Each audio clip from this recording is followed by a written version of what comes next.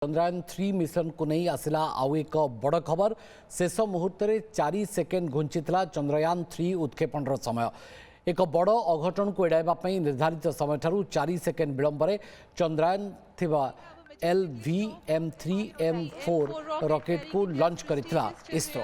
गत वर्ष जुलाई 14 तारीख दिन 2:35 बेले भारतर तृतीय moon mission Andhra Pradesh श्रीहरिकोटारू launch करा जायतिला। तबे जातीय गणमाध्यम रे जो खबर प्रकाश पाई से खबर अनुसार से खबर मुताबक उत्क्षेपण पूर्व ही यह उपरकू विपद घनई आसला। अचानक चंद्रयान गतिपथ आड़क एक स्पेस डेब्रिश बा महाकाशीय वर्ज्यवस्तु क्षिप्र गति आसुवा जानिबाकू पाइथिले इसरोर वैज्ञानिक।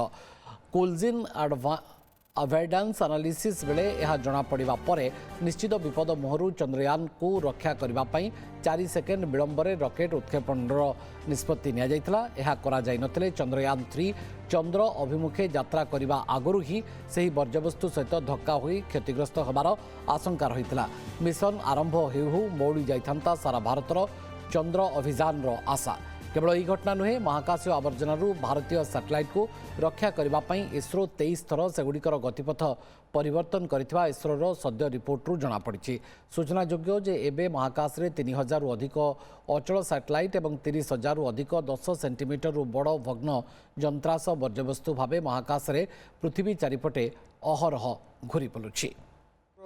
एटमॉस्फेयर रे बहुत गुड़ा लॉन्च व्हीकल कंपोनेंट्स से ओरिजिनल ऑलरेडी बुलुचंदी माने से लॉन्च करा जाए से सैटेलाइट टा तो ऊपर को चल जीवो। बाकी तार different stages of rocket, first stage, second stage, third stage, fourth stage, तापरे सम जोड़ा कि एबंडन कर दियंती मझिरे से रकम किसी स्टेज सब बुलुचे। से दिन जो लॉन्चिंग पूर्व आमर ये डेब्रिस गोटे गोटे कमिटी अच्छी जो मैंने कि they look to debris analysis. LVM-3 launching है चंद्रयान-3 से समय गोटे debris was passing very close by. जदि आम से समय लॉन्च कर it would have hit the satellite and आमर मिशन वुड हैव बीन माने जियोपोडाइज माने बहुत आमर सक्सेसफुल हो न से आम जो ये कलु तो ताकू से कैलकुलेट कर देखले 4 सेकेंड रे सेटा पारे जीवो से डेब्रिस। तो से आम डिले करदेलु 4 सेकेंड लॉन्चिंग।